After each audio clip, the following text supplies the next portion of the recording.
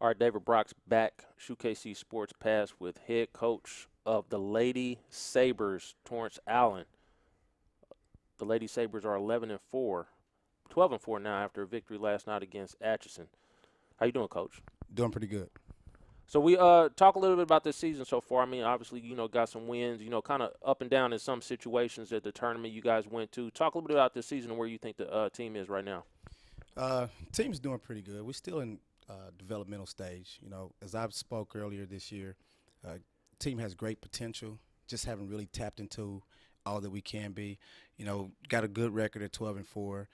Want to try to finish out strong as best as we possibly can, and look to position ourselves for a good seed in the sub-state.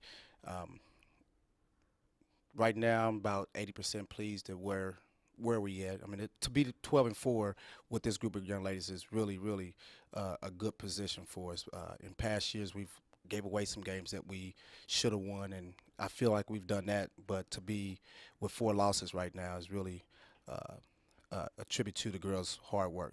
So your teams have been pretty consistent year in, year out. You guys have kind of been really competitive in the KCAL now for quite a few years. So what has kept you guys in that mix, Well, each year? for one, we've gotten some talent. And enough to sustain us throughout the years. And the other thing is, you move from having a team to a program, and where you start to lay the foundation of who you are, what you want to do, and how you want to compete within the league. And the buy-in has been pretty good in terms of getting kids to come to off-season workouts, going to team camps, doing those things, and playing basketball and more basketball in the off-season. And so that all those things have contributed to us being able to sustain a little bit of success throughout the KCAL. So with Parr leaving last year, you had a decision to make. I had to assume you were one of the favorites last year, but you kind of pulled your name out of the hat. Talk a little bit about that decision. You probably wanted to be able to see your son play, on Friday nights, and being free to do that was obviously a big advantage to be able to make that happen. Talk about that decision making and kind of staying with the girls this year. Well, when Parr left, I strongly considered looking at the boys' job, and so one of the first things I did was I grabbed the schedule of the boys' upcoming season. And I looked at my son's possible upcoming schedule because he hadn't made the team yet at that point, and I looked at it, and it was every single game just kind of overlapped, and so. You got to make a decision. I couldn't wait to see if he was going to make the team or if he wasn't going to make the team, and after a lot of thought and processing it, I just decided, you know what, if he makes the team and sits the bench, I'd rather be there in the stands watching him participate than missing every single game in his high school career.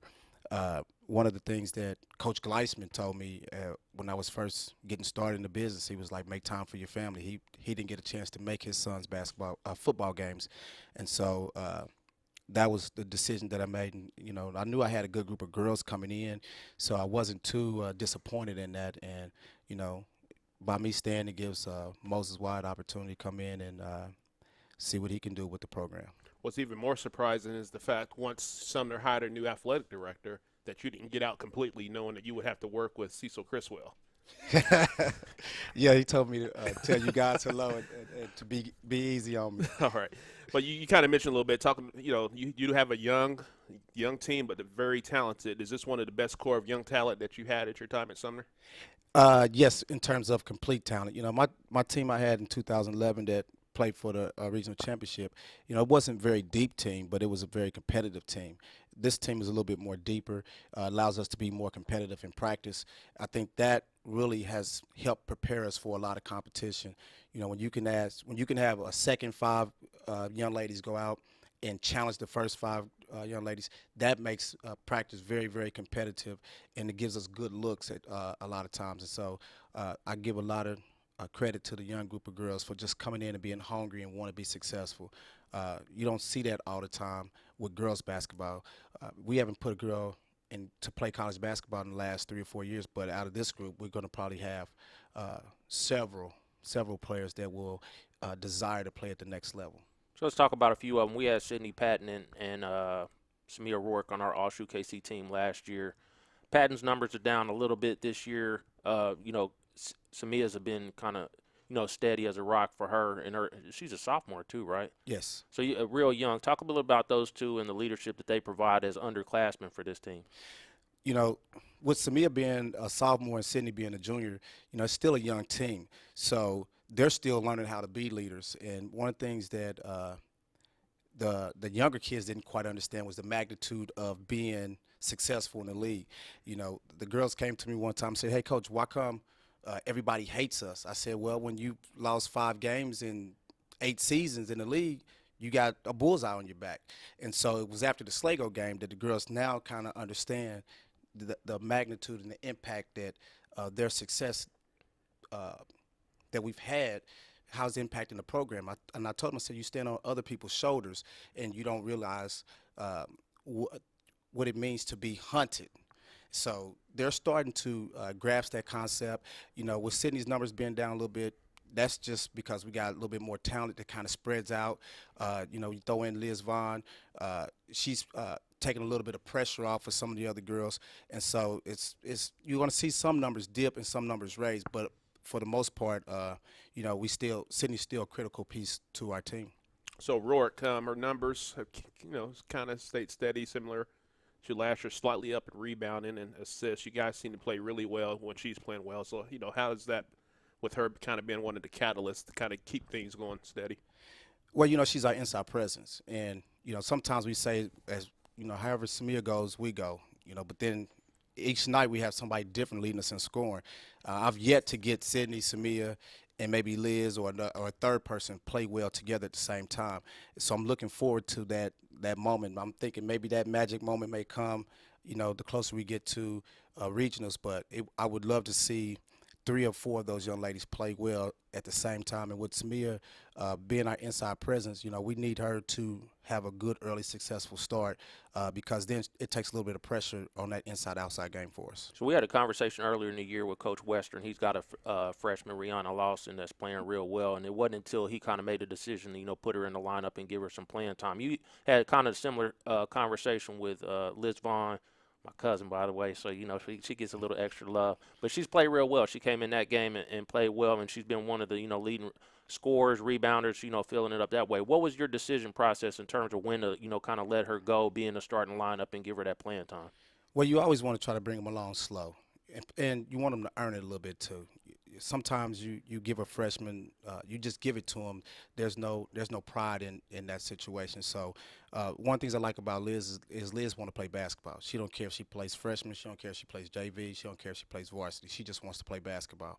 And so moving her along slow and trying to let her have some success at the lower levels was the goal. Because one of the things they don't realize is that, though you may have some success in AAU basketball, it's a whole lot different when you're playing on Friday nights for bragging rights in front of a crowd, a band, and you're playing against 16, 17, 18-year-olds when you're 14.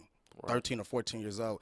So they're starting to understand what that means now. And, we didn't start Liz until the Sligo game, and she's been in the lineup ever since. And since then, she has given us a few minutes on JV back and forth.